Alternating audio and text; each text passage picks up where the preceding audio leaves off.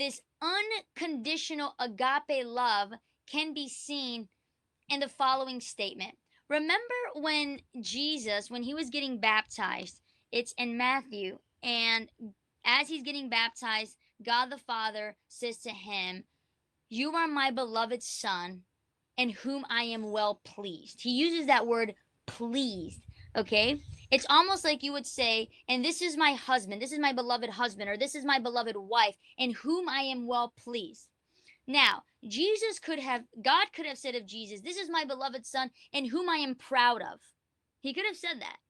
But he didn't use the word proud, he used the word pleased. And here's why. Am I proud of Renee's accomplishments? Sure, I am. And there's nothing wrong with you being proud of your spouse's accomplishment. I'm proud of Renee as a father. I'm proud of him at his work ethics and his discipline. I am proud of my husband.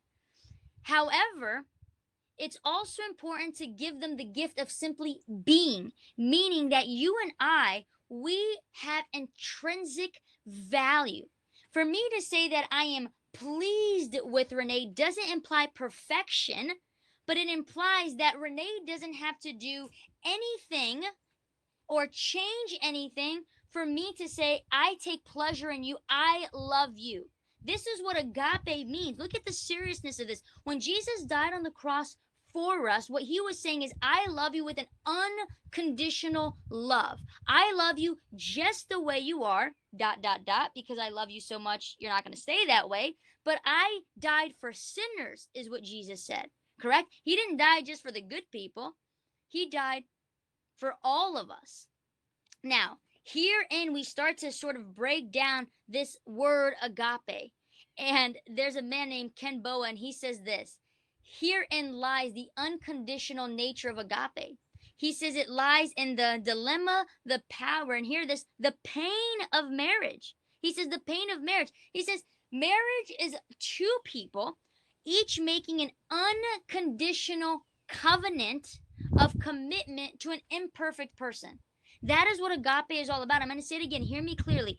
When you experience agape love in your relationship with your spouse, what you are doing is you are participating in what God did for us on the cross, an unconditional covenant of commitment to an imperfect person. Now, obviously, when we join a relationship with imperfect people, we need to understand that forgiveness will be necessary. Rather, it will be a requirement. Because, hate to break it to you, you will let your spouse down. However, you can still love, agape, each other, because love is a choice. I am proud of Renee, but I also find pleasure in Renee. Renee is my beloved husband in whom I am well pleased. Does this mean that we are going to, if Renee does something hurtful or mean, that we're not going to have a conversation about it? Of course not. But you will see where you and I, in order for us to rebuild trust, in order for us to have an abundant relationship with our spouse, agape love it needs to be present. So here we go.